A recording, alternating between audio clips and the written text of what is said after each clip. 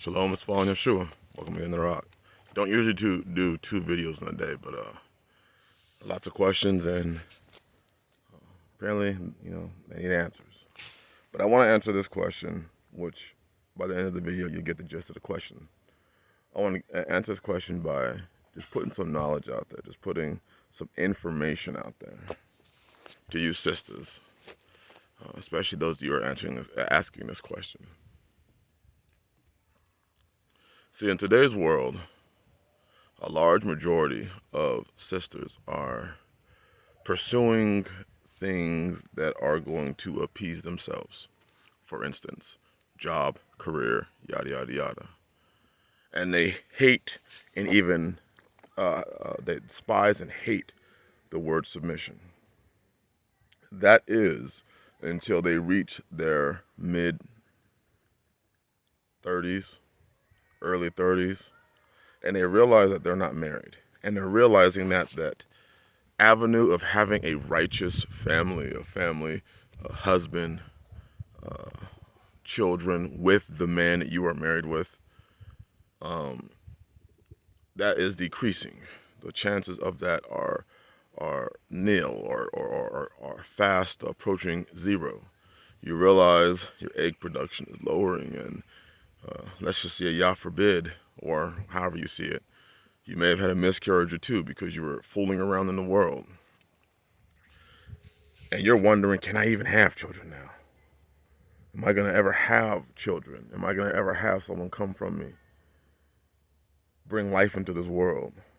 See, now you're 30, and now you're willing to submit. Now you're 35, and now you're willing to submit. And what you don't understand is at that point in time, men from ages 20 all the way up to 50, they're still having children. They're still able to have children. So they're still looking for fertile ground. Right, here's a garden that I'm planting. Just put potatoes in here because we had too many potatoes. I'm trying to transport from an area that we're no longer growing potatoes in into a new area in our raised beds. So we're looking for fertile ground. We're looking for ground that is going to be productive. Remember, the Bible references women oftentimes to a field, meaning he plants his seed in the field and the field produces fruit. And now we have we have literally countless women in this faith whose fields are now barren. They are no longer able to have children. Now, that doesn't mean that there aren't going to be men that are willing to cover you. But you do understand that that may be a few and far between. I get messages from middle-aged sisters. I'm going to say between 30, maybe I misspoke with saying middle-aged. I'm going to say the ages between 31, 32, and up. And you're highly offended because you may have been talking to a brother or whatever, and he brought up the word concubine to you. He brought up the word, he brought that word up to you, and you were like, I'm so offended because, I want to be a wife. But I want you to just, think about biblically and think about, more modern, what modern society has taught you. You're a woman that may have known 3, 4, 5, 6, 7, 8, 9, 10 men over your time growing up. You may have had a pregnancy or two. You may have children. You may, you've had multiple failed relationships. Multiple. And women will say, well, men have failed relationships also. But you have to understand that for you, a failed relationship is different than us because we're the planter. We're the husbandmen. We're putting the seeds in the field. And if the field is already contaminated with another man's information, even if that information is not DNA, which usually it is, in most of these modern relationships, you and the man had sex. But let's just say you've dealt with the trauma of him beating you. You dealt with the trauma of him cheating on you. How about you were abusive to him? How about you were emotionally abusive to him? And people like to throw that word around, emotionally abusive. You just experienced trauma in your situation. Now the field is damn near contaminated because any man that is going to be with you has to not only be or try to be your husband, but he's also got to be your therapist. And I don't know many men that are striving to be husbands and therapists. Well, she should have went out and got, treatment and stuff like that. I've seen women go through years of therapy and still come out and they're still a mess. But see, you overlooked that dude. You overlooked that man that had a vision, that was moving in his vision. You overlooked him 5, 10 years ago because he wasn't fly like you wanted him to be. Because he didn't have the things that you wanted him to have. And there ain't no way in hell you were going to submit. No way in hell. You had your own dreams and aspirations. And now you're willing to submit. But the problem is that there's not really anyone for you to submit to. The men are realizing, hey, I don't have to go for a 34, 35-year-old when women that are 22 and 23 and 26 and 27 are interested. You see what I'm saying? So here you are in your 30s and you're still acting like, well, I don't want to be with this person. I don't want to be with that person. I don't want to be with this person. I don't want to be with that person. It's sad how many sisters are still living with their parents. They've gone out, they fooled around, they've created such terrible mistakes that the only place they can go to is is to her, back to her father or her mother's house. That's the only place she has to go back to. You see how terrifying that is? That is terrifying. And that's terrifying for men well, why are you 31, 32? Why are you single? Why are you living with your parents? What happened? All because you didn't want to submit, all because you wanted things done your way. And now you're honestly looking at life like my options are, I'm going to have, the worst options out there if I ever get married. And meanwhile, you're looking at men, well, men do this. And well, that man in his 50s, in his 60s can still have children. He can still have a family. For a lot of men, there's no real rush to run out there and snag up, somebody that really is not ready or qualified to be a wife. And you're mad because, and I'm not saying that you shouldn't be a wife. What I am saying is you've done a lot of things, just like there are things that a man can do that may disqualify him as a husband to you. Let's say he went out there and went to prison for 20 years and I'm just saying, I'm just putting this out there. Went to prison for 20 years and can't, find employment. What if he raped a woman or something like that? Yah forbid. That would disqualify him. What if he's in such debt that he will never get out of it? That's a disqualifier, right? You don't want to be married to a man that's going to never be able to get his head above water financially. But then when we speak of these things as men to you, you look at us and say, well, we're this shaming or we're that shaming, or, you listen to women say, well, I'm proud of my this. It's like, I'm proud of my mistake. I'm like, well, then if we as men said that, you see how foolish that would sound? I'm proud of my sin.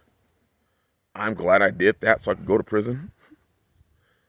I'm glad I bought that house that I couldn't afford. So now that I'm, $200,000, $300,000, $400,000 in debt and I'm screwed. These are the things that we got to talk about. So I want you to just understand that, first of all, I'm not against you.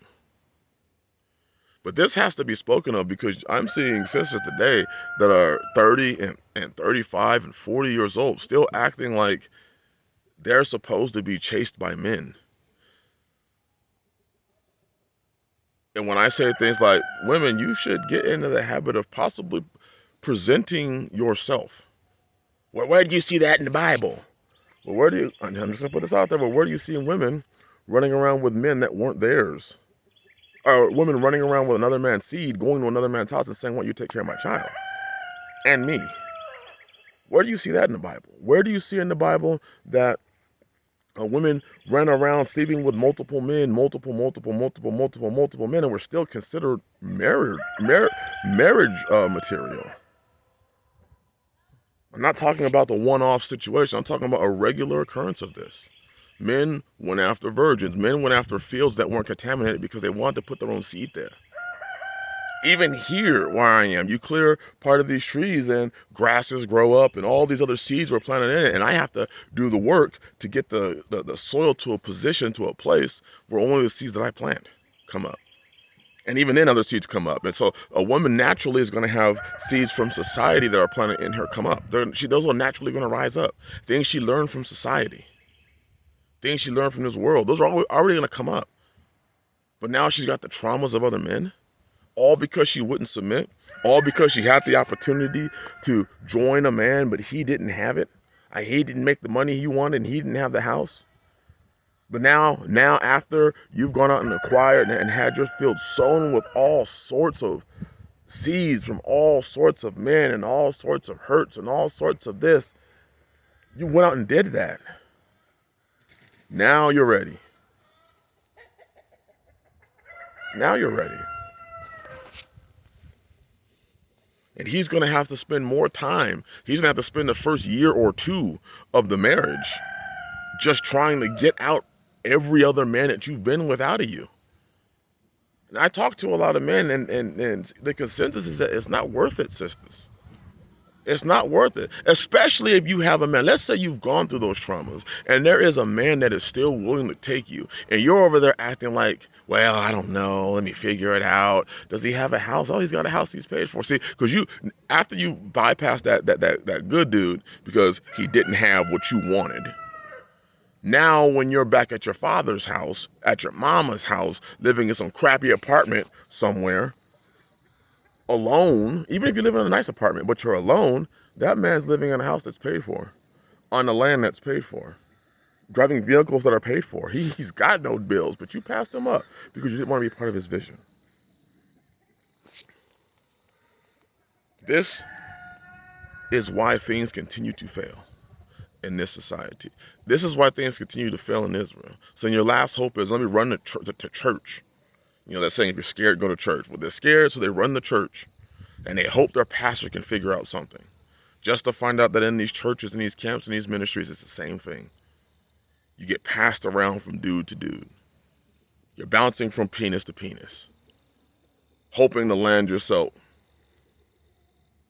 And a lot of these things come because you had the opportunity to be in a secure, stable environment with a man that knew what he was doing, and you passed that up.